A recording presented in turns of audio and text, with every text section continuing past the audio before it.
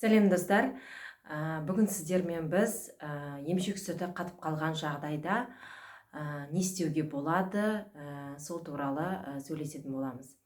Емшек сүті қай кезде қатып қалады? Емшек сүті жаңадан босанған кезде көбіне көп, жаңадан босанған кезде 40 күн өткеннен кейін, болмаса 40 күн өтпей тұрып те кейбір аналарда емшегі қатты толып кетіп, сәбиі аз еміп жатқан кезде, болмаса жаңа суықтатып алған кезде болады көбіне көп.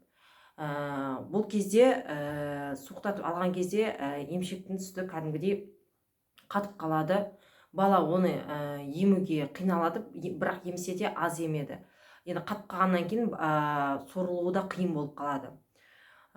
Сол кезде біз жаңа тоң майды, болмаса қолымыздағы тоң май, осы қойдың майы сияқты майлар болу керек та, табиғи май, бірақ кішкене жылтып жеріп, жылы күйінде жағу керек. Мұздай күйінде болмайды, жылы күйінде жағу керек. Себебі суықтап қатып қалған сүт ол.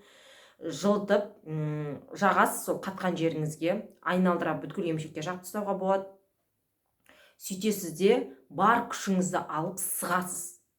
Жоғарыдан бастап сығасыз. Жоғарыдан бастап екі қолмен кәдімгідей күшпен қатты басып соғу керек.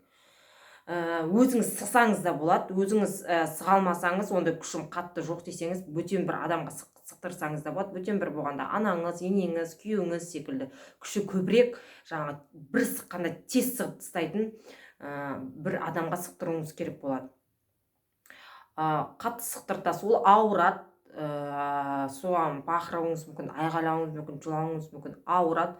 Ауырсынсаңыз да жаңа тоң майды, болмаса бір сондай бір табиғи майды алып, жылытып, қыздырып, жаңағы жағып тастап, сықтырып тастауыңыз керек қатты бар күшпен.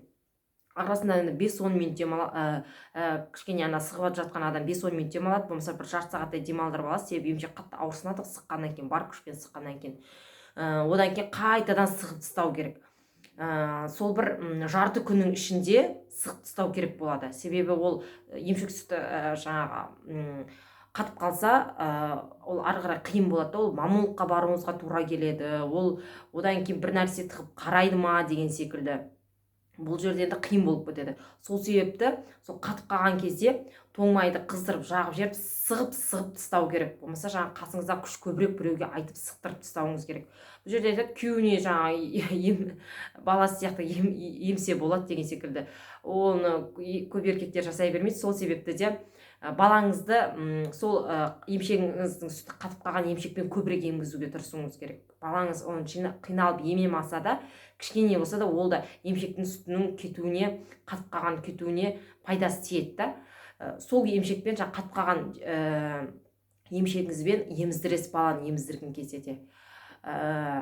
Бала қанша қиналса да, кішкене ем алмаса да, сол емшегіңізді еміздіріп тастауыңыз керек. Себебі ана жерде сүт қатып қалмау керек. Оны сығып, еміздіріп, қайта сығып сөйтіп тастауыңыз керек. Осылай жарты күннің ішінде сөйтіп жаңағы сығып, еміздіріп тастайсыз. Одан кейін ол ауырсынып тұрады, біреудің қол батып, енді қатты бір күшпен істенгеннен кейін бір ауырсынып тұрады. Бұл бір күн ауырсынып сөйтіп тұруы мүмкін. Бірақ өзіңіз кішкене басып қарайсыз. Басып қараған кезде, мысалы емшегіңіз тұрса, соны басып қараған кезде түйін болмау керек ешқандай. Түйін болса, онда сол жерді жайлап, мынандай бір уқалап, өзіңіз уқалап, түйін кетіріп сығып тастауыңыз керек. Болмаса жаңа сығатын адамға ма түйін болмау керек. Майда кейде баста қатқан кезде қатты болып қатады, кейін майда түйіндерге ажырауы мүмкін. Тіпті сол түйіннің өзі қалмау керек. Себебі түйін қалып кетсе де ауыртады. Сол себепті түйіннің өзіне дейін сықтыртып тастауыңыз керек. Ары қарай біреулер айтады, маммологқа барып көріну керек, ол қалды ма, одан кейін қалмады ма деп. Егер өзіңізге не уверены болсаңыз, жаңағы бұл 1-2 күн одан кейін ауырсынып жүреді ғой, 1-2 күн ауырсынып жүргеннен кейін ары қарай 3-4 күнге созылып кетсе, онда маммологқа бару қажет шығар. Бірақ мен өзімнің басыма түскен кезде мен маммологқа барған жоқпын, тек осылай сықтыртып тастадым, күйеуіме, мамама сықтыртып тастадым, өзім сықтым, майда түйіршікке бөлшектеніп қалған кезде.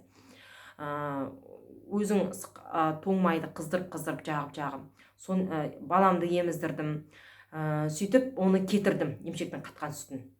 ешқандай мамологқа ешкімге көрінген жоқпын. Бірақ өзіңізге сенімсіз болсаңыз, онда мамологқа көрініп алсаңыз да болады. Достар, егер видео пайдалы болса, менің арнама жазылыңыздар, осы видеома лайк басыңыздар, бөлісіңіздер, таратыңыздар. Ұсыныс пікірлеріңіз болса, сұрақтарыңыз болса, комментке жазыңыздар. Алла қаласа, әлі де сіздерге арналған осындай декретте отырған аналарға екіқабаттық жөнінде, бала күтімі жөнінде көптеген қызықты әрі пайдалы видеолар болады. Сол себепті де арнама жазылып алыңыздар. Рахмет.